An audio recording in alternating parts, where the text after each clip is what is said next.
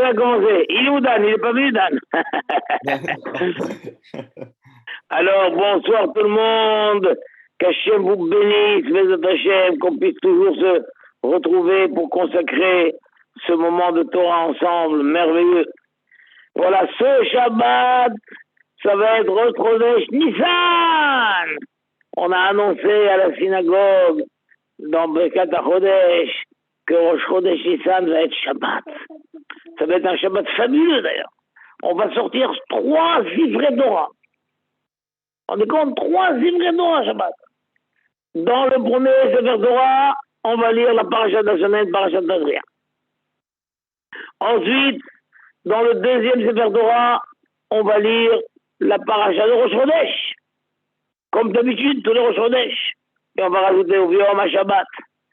Et dans le troisième Sefer Torah, on va lire le passage qui parle de Chodesh Nissan.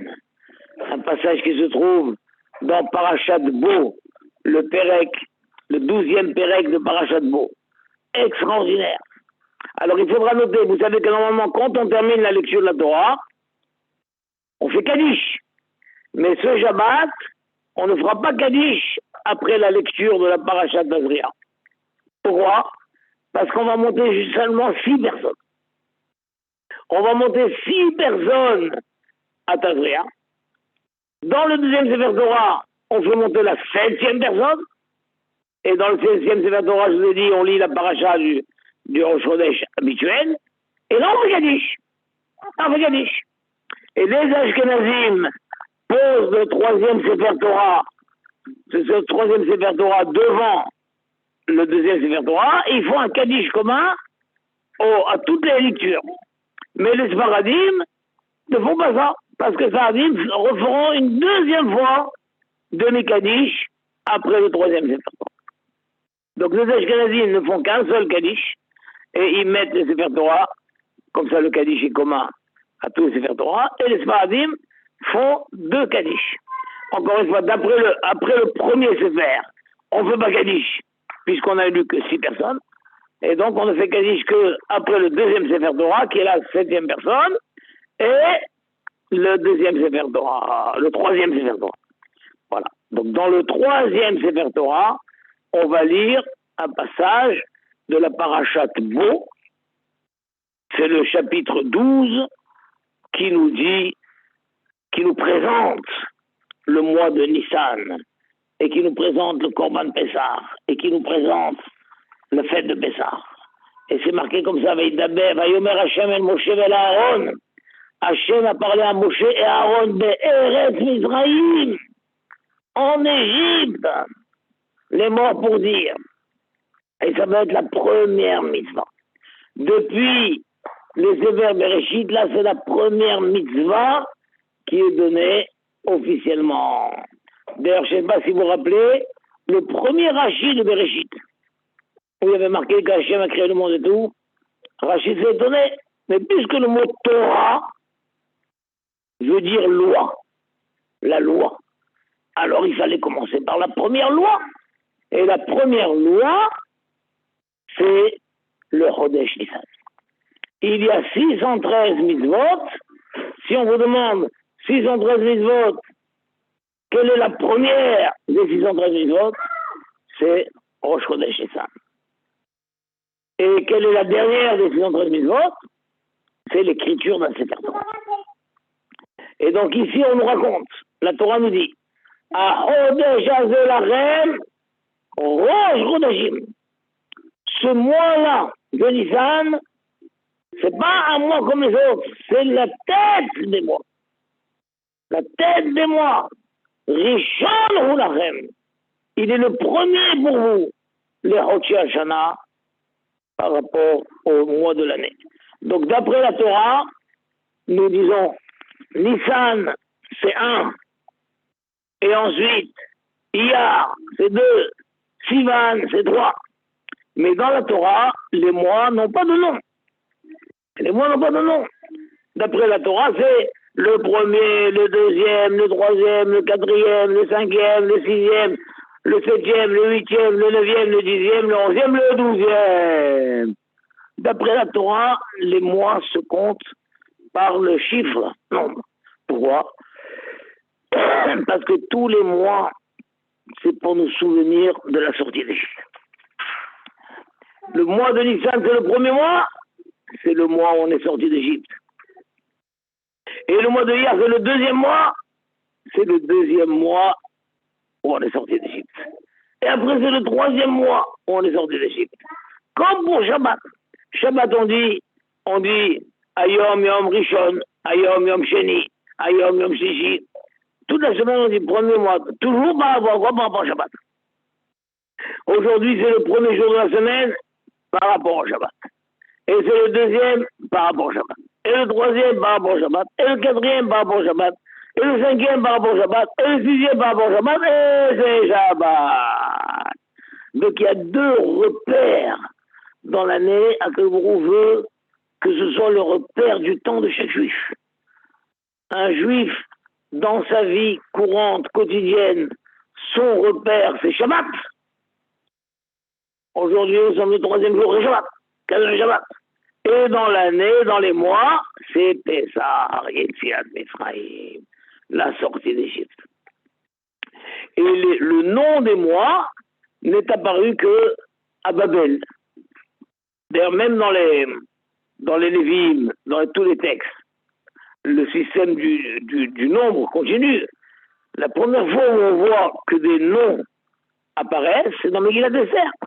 Dans Megillat Esther, là-bas, on dit que dans le Pérec 3, troisième Pérec, Pasuk Zayin, c'est marqué que le premier Barodesh Arishon, le premier mois, ou Rodesh Nissan, le premier mois qui est le mois de Nissan, Bishnat Shem Israël Melech Hashverosh, la 12e année du roi Hashverosh, Hipil pour Aman a tiré le sort, ou Agora Livne Aman, Miyom Leyom, Chodesh Chodesh, Nemazah ou Chodesh Adar. Voilà. Dans le même passage qu'on voit qu'apparaît le nom Nissan et le nom Adar. Donc en Nissan, il a tiré le tirage au sort, et et tous les mois ont tourné devant lui, et ce n'est que le 12e mois qui est le mois de Hadar, là il s'est tombé, il dit là c'est un bon sort, parce qu'en Hadar, c'est là où Moshe Rabbeinu était mort, il dit ça c'est un mois propice pour s'attaquer aux Juifs. Mais il avait oublié qu'en Hadar, Moshe Rabbeinu aussi il est né, il n'est pas simplement mort en Hadar, il est né en Hadar. Et donc le mois d'Hadar, c'est un mois propice pour sauver les Juifs, pas pour les attaquer.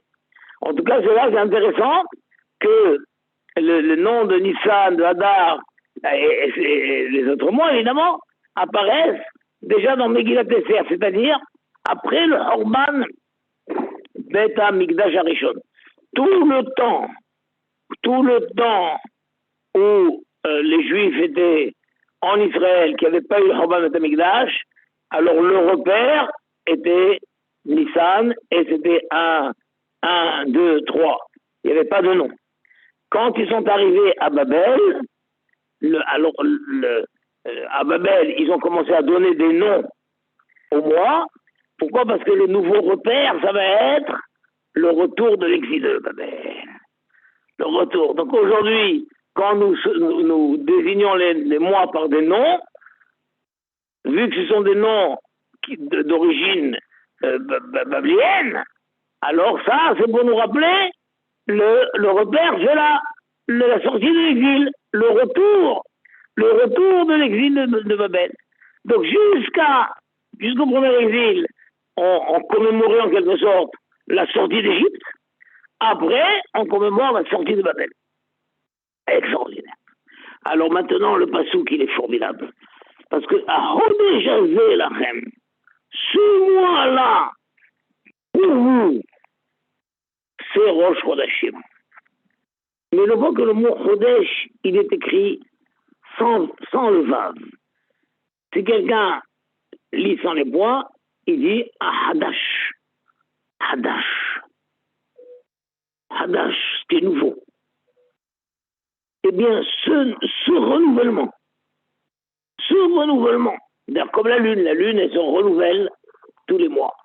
Ce renouvellement pour vous, il est la tête des renouvellements. Il est le premier pour vous, les Rosh Hashanah. Qu'est-ce qui se cache derrière ça? Il se cache une chose extraordinaire.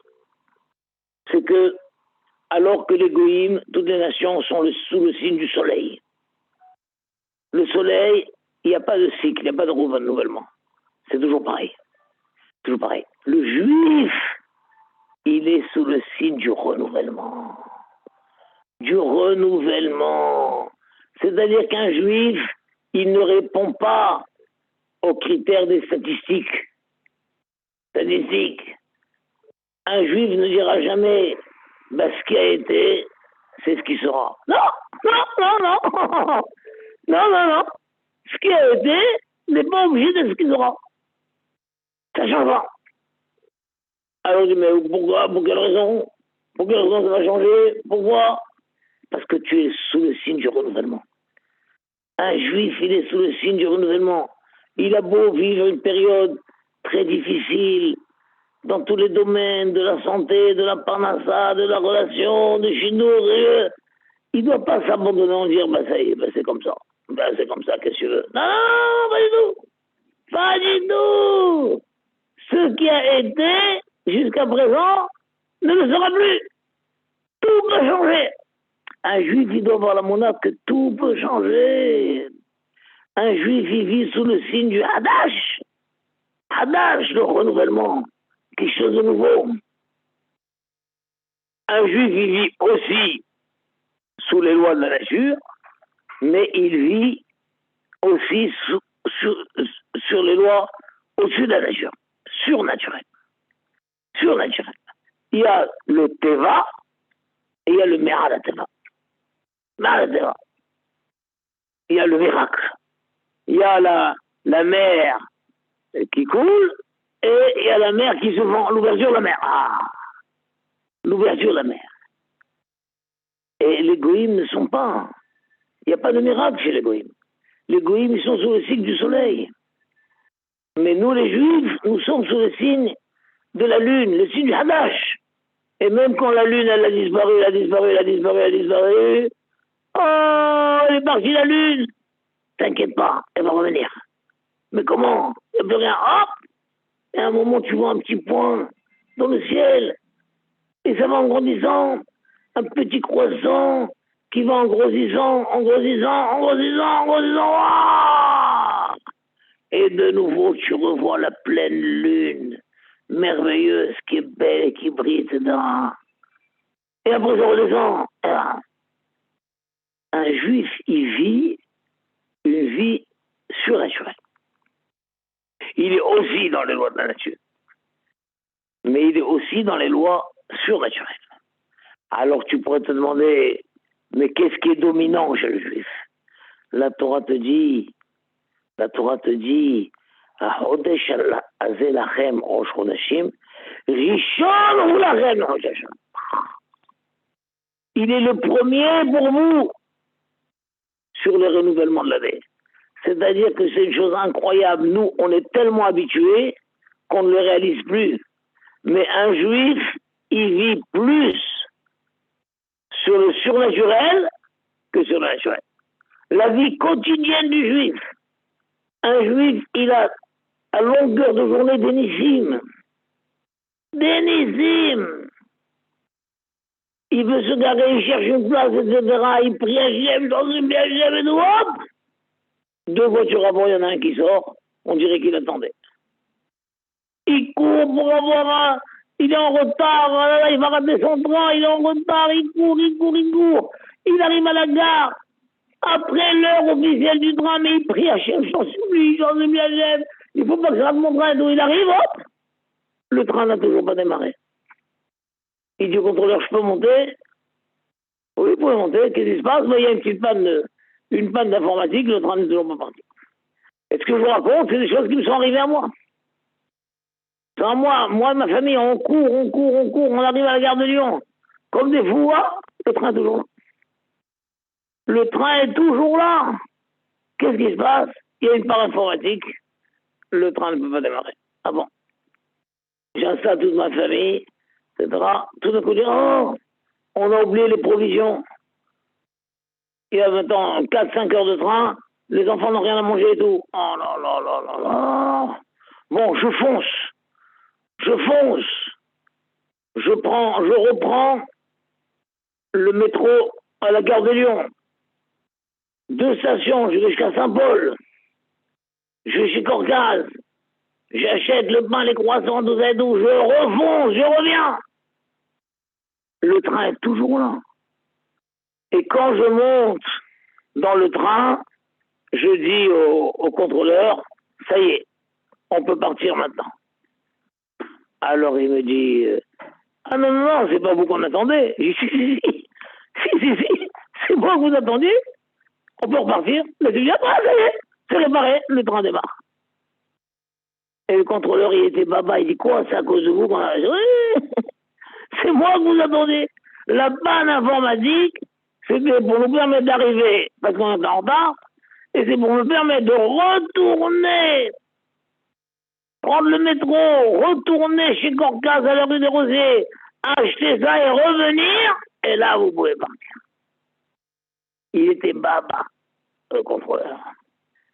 Et c'est comme ça, la vie du juif, elle est tout le temps comme ça. Combien de malades guérissent après que les médecins ont donné un diagnostic, c'est fini, final. Et tous les médecins disent, voilà, le diagnostic est bien et tout, mais avec les juifs, on ne sait jamais. Avec les juifs, on ne sait jamais. Il y a tellement de, de changements qui se font. Tu comprends? Ils le reconnaissent. Tout le monde, même les goïms, reconnaissent que les juifs, ils vivent les malaminatement. Mais dans la vie, au quotidien, un juif, il perd quelque chose, il change bien le chef, je dois le retrouver, donc il le retrouve. Et s'il ne doit pas le retrouver, il ne le retrouve pas, mais c'est dommage à Shamaïm. À quel moment il dit, vous, les juifs, sachez la première mitzvah de la Torah, c'est la mitzvah du Hodesh. Et le premier des Hodesh, c'est Nissan. Ce mois où il y a eu tellement de miracles. La sortie d'Égypte avec tous les miracles qui la composent. Et ça, l'Achem, pour vous, c'est le Rishon, l'Achem. C'est vous, c'est votre fonctionnement premier. Le fonctionnement premier d'un juif, c'est le Hadash.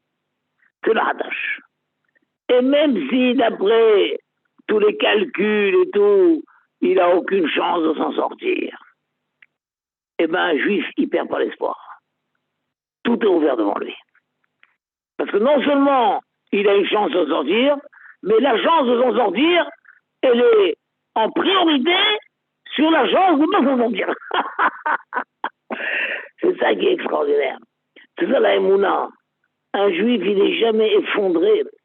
Par exemple, le Hatam Sofer, quand on lui demandait est-ce qu'on fait l'opération, est-ce qu'on ne fait pas l'opération, alors on disait voilà, c'est une opération qui a tant et tant de risques, tant et tant de chances de réussir, et tant et tant. Il dit non.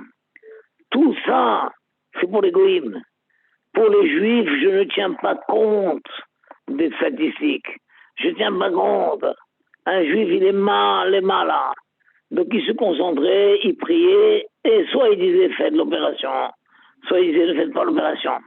Mais il dit je ne tiens pas compte des chiffres, des résultats. Voilà, c'est une opération qui a 4% de réussite et tout. Non, ça c'est pas pour les juifs. C'est pas pour les juifs tout ça. C'est pour ça que quand un juif il se trouve dans une situation difficile, quelle qu'elle soit, et une situation difficile qui s'est déjà prolongée longtemps, il ne doit pas se dire, il n'y a pas de raison que ça change, ça fait des années que c'est comme ça. Non. Prie, il faut des mérites, des ados, et ça peut changer. Si ça doit changer pour ton bien, ça changera. Et combien nous trouvons chez les femmes juives qui déjà, bien qu'elles soient âgées, sont enceintes. Combien on entend de gens qui étaient mariés 30 ans, 40 ans sans enfants. La femme, elle a déjà, elle frôle la cinquantaine, la soixantaine, oh, t'as tout enceinte, elle accouche encore. Moi, je suis à Bnei Brak, combien de cas il y a de gens, de couples déjà assez âgés, où a priori il n'y a plus aucune chance, il n'y a plus physiquement, il n'y a plus, hop, elle tombe enceinte quand même. Incroyable. C'est ça, c'est pour ça que ce Shabbat qui arrive, c'est un grand Shabbat. Shabbat à Chodesh. Shabbat à Chodesh. On va en faire tout un tralala. C'est le Shabbat où nous déclarons que le Chodesh Nissan, c'est le premier des mois. Et ce Chodesh Nissan qui est tellement plein de miracles, c'est le sommet. C'est le sommet de la vie juive. La vie juive, elle est sous le signe du miracle. Et nous vivons tous les jours, nous avons des miracles. Si quelqu'un, il veut un petit peu analyser sa vie, il verra que tous les jours, il a des miracles. Mais c'est tellement habituel qu'il ne réalise plus. Si un gars, il va se mettre avec un juif, il va dire, mais c'est des miracles permanents. C'est des miracles permanents. T'as perdu ton trousseau de clé, d'où tu le retrouves. T'as perdu ta voiture, tu es en retard, tu arrives. Mais c'est incroyable. Mais dis-moi, les Juifs, vous vivez sous le signe du miracle? Oui, monsieur. Oui, monsieur. Notre nature à nous, c'est une nature miraculeuse. Voilà, Bezrat Hashem. Et quand va arriver ce grand miracle de la venue du Mashiach, qui va bouleverser le monde, incroyable. Tout le monde verra, et là il y aura des miracles à profusion, visibles. Aujourd'hui on peut dire que c'est des miracles un petit peu camouflés, qui se cachent dans les lois de la nature. Voilà, c'est ça. Et tout ça c'est lié à notre émouna. Un juif il a émouna, un imamin, Hachem, je crois d'une manière très forte que rien n'est bloqué. Comme on dit, En Mazal Israël, rien n'est bloqué. Rien n'est bloqué. Tout peut se débloquer. Tout peut changer. Tout peut changer. La promotion qu'il espérait, elle peut arriver un jour. Et le chidour, il arrive un jour. Là, ce matin, avant de vous parler, un de mes élèves m'a dit, ah, Rabbi, vous êtes là et tout. Quand vous rentrez? J'ai dit, jeudi matin, en Israël. Oh non, je me marie jeudi soir et tout, oh là là, j'aurais tellement voulu. J'ai dit, écoute, je sais pas, je vais voir si on peut décaler le billet, etc. Et il est fou de joie. Et je sais qu'il était assez âgé déjà. Je rappelle-moi qu'il a chez toi 30 ans, bon Hachem. 30 ans, mais j'étais l'air d'un bébé, comme ça, voilà. Bon Hachem. Les parents se faisaient, je suis tout ça, 30 ans, ils se marient jeudi soir. Et il se marie à 40 ans, il a 50 ans, il a 60 ans. Voilà. Il n'y a rien de prêt, de bloqué. Tout peut se débloquer. Tout peut se débloquer, quelle que soit la situation. Hein, les médecins, tous les laboratoires de recherche médicale peuvent trouver le médicament qu'il faut pour sauver un juif dont le moment d'être sauvé est arrivé. Rien n'est bloqué pour un juif. Rien n'est bloqué. Voilà, Bezrat Hashem, que chacun de nous qui a des difficultés, quelles qu'elles soient, assiste rapidement de nos jours au déblocage de toutes les difficultés et qu'on n'entend que des brachot, que des joies, des naissances, des mariages, des guérisons, des délivrances dans tous les domaines Bezrat Hashem. Et vivez un bon Chodesh Nissan. Ce Shabbat, c'est Rosh Chodesh Nissan. Le Hallel, il doit être fait avec une joie extraordinaire, avec un espoir extraordinaire, une joie extraordinaire, Bezrat Hashem. Et on s'engage sur la route des miracles dévoilés. Bekarov, avec la venue du Mashiach, c'est Kenou. Amen, c'est là. Zach, mes amis, Chazak Mo, qu'Hachem vous bénisse. Je vous aime beaucoup. Bonne soirée. À bientôt. Au revoir.